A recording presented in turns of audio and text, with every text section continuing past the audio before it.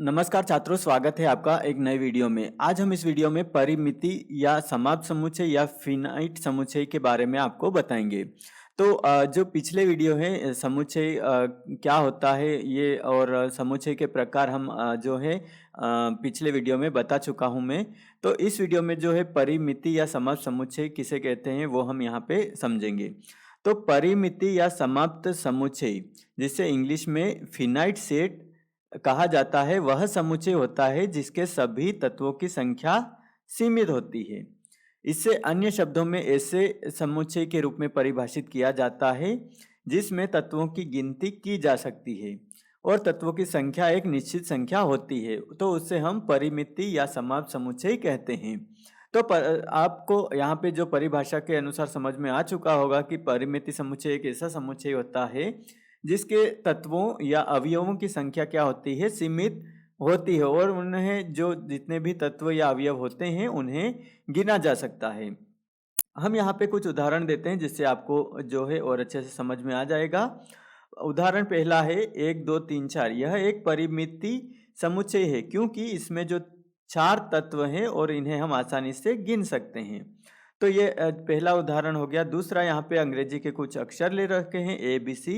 यह भी एक समाप्त समुच्चय है क्योंकि इसमें केवल जो है 3 तत्व है। तो हम जो परिमिति समुच्चय को समाप्त समुच्चय भी कहते हैं और फिनाइट यानी कि जो है सीमित समुच्चय यानी कि उससे हम जो है हम यहाँ पे संख्या कैसी रहती है, निश्चित रहती है। अब तीसरा जो है उदाहरण है संपूर्ण संख्याओं का एक सीमित सेट, यानी कि इसमें जो संख्याएं रहती है वो सीमित रहती है। यहाँ पे एक संपूर्ण जो संख्याएं ले रखी है 1 2 3 4 5, इसमें केवल 5 तत्व है जो एक सीमित संख्या में आते हैं।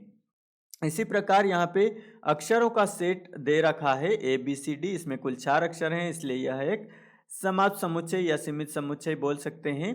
पार्टी में उपस्थित लोग राहुल, सीमा, अमित, इसको जो है यहाँ पे केवल 3 लोग हैं और यह समाज समुच्चय के अंतर्गत आता है।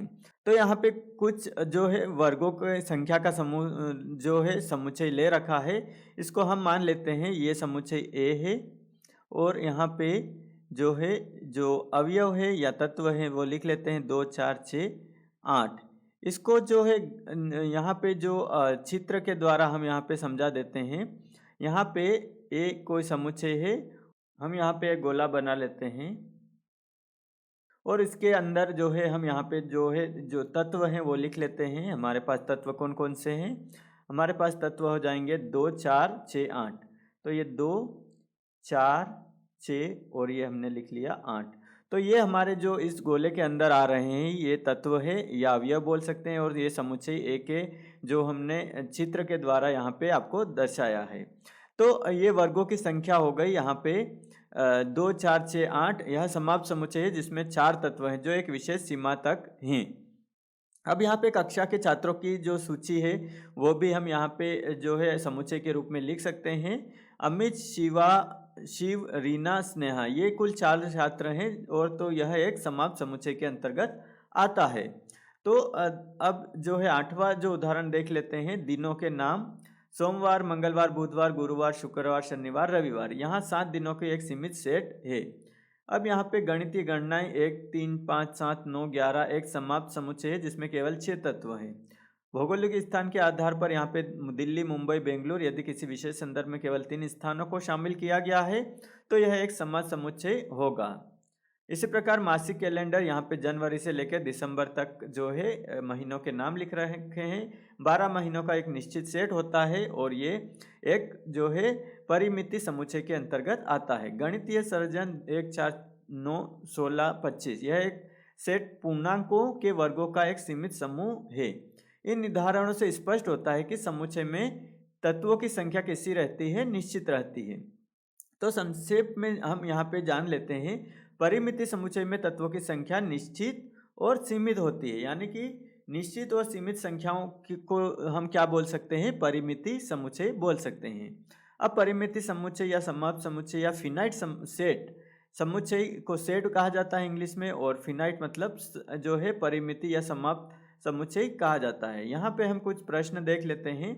जो प्रश्न है पहला, परिमिति समुच्चय क्या होता है? परिमिति समुच्चय वह समुच्चय होता है जिसमें तत्वों की संख्या सीमित होती है, अर्थात आप उसकी सभी वस्तुओं को गिन सकते हैं और एक निश्चित संख्या प्राप्त कर सकते हैं। दूसरा है, परिमिति समुच्चय का उदाहरण क्या है? उदाहरण, यदि हमारे पास समुच्चय 1 2 3 4 5 है तो यह एक परिमिति समुच्चय है, क्योंकि इसमें 5 तत्व हैं और आप इन्हें गिन सकते हैं। तीसरा, परिमिति समुच्चय और अपरिमिति समुच्चय में अंतर क्या है? तो परिमिति समुच्चय में एक निश्चित संख्या में तत्व होते हैं, जबकि अपरिमित समुच्चय में तत्वों की संख्या अनगिनत, यानी कि हम उन्हें गिन नहीं सकते, अनंत तक जाती है। जैसे प्राकृतिक संख्याओं का समुच्चय 1 2 3 और ऐसे डैश डैश लगा दिया तो ये क्या हो जाएगा, एक जो है अपरिमित समुच्चय कहलाएगा, यानी कि अनंत तक संख्याएं जाती है। क्या चौथा प्रश्न है, क्या कोई समुच्चय खाली या इम्पिटी हो सकता है? तो उत्तर है हाँ, परिमित समुच्चय खाली भी हो सकता है। इसे खाली समुच्चय इम्पिटी सेट कहा जाता है और इसे जो है कर्ली ब्रेसेस के द्वारा या फिर फाइल से व्यक्त किया जाता है। इसका कोई भी तत्व नहीं होता, इसलिए इसकी संख्या 0 होती है। जो समुच्चय खाली होता है परिमिति समुच्चय यानी कि रिक्त परिमिति समुच्चय हम बोल सकते हैं। पांचवा जो प्रश्न है, एक परिमिति समुच्चय में अधिकतम कितने तत्व हो सकते हैं? तो उत्तर है, एक परिमिति समुच्चय में तत्वों की संख्या असीमित नहीं होती है, लेकिन किसी भी विशेष परिमिति समुच्चय में तत्वों की संख्या सीमित होती है। अतः अधिकतम तत्वों की संख्या आपके संदर्भ पर निर्भर करती है।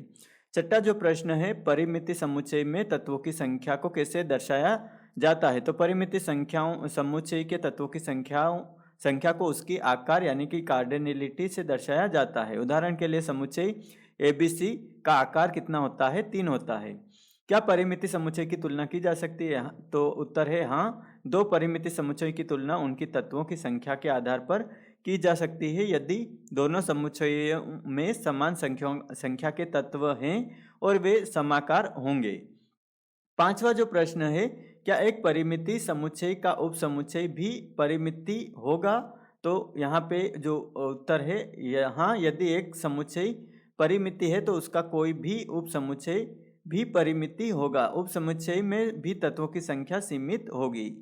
तो कुल मिला के यहाँ पे जो तत्वों की संख्या सीमित यानी कि जो गिन सकते हैं वो हमारा परिमिति समुच्चय कहलाएगा। नौवां जो प्रश्न है, क्या परिमिति समुच्चय का संयुक्त यानी कि यूनियन, यानी कि हम इससे संघ भी बोलते हैं और इसे हम दर्शाते हैं इसके द्वारा, और इंटरसेक्शन जो है हमारे पास इसको इससे दर्शाते हैं, हमारे पास जो चिन्ह है भी परिमिति होगा। तो उसका उत्तर है हाँ, यदि आप 2 परिमिति समुच्चय का संयुक्त यूनियन या इंटरसेक्शन लेंगे तो परिणाम स्वरूप प्राप्त समुच्चय भी परिमित होगा। तो यह है हमारा जो आखिरी का जो प्रश्न है, परिमिति समुच्चय को कैसे व्यक्त किया जा सकता है? उत्तर है, परिमिति समुच्चय को वस्त्रों की सूची या सामान्य वर्णन के माध्यम से व्यक्त किया जा सकता है। उदाहरण के लिए 2 4 6 या पहले 3 सम संख्याएं के रूप में। तो इस प्रकार छात्रों, हमने जो परिमिति समुच्चय को यहाँ पे उदाहरण के साथ और जो प्रश्न है प्रश्नों के द्वारा हमने यहाँ पे अच्छे से समझा।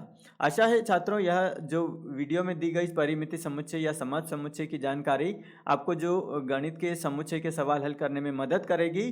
अगर यह वीडियो आपको पसंद आया है तो इस वीडियो को लाइक एवं शेयर ज़रूर करें। साथ ही आपके अपने यूट्यूब चैनल मैथ सर को सब्सक्राइब कर लीजिए ऐसे ही हेल्पफुल वीडियो के लिए। मिलते हैं अगले वीडियो में गणित के एक नए टॉपिक के साथ। तब तक आप सभी छात्रों को धन्यवाद।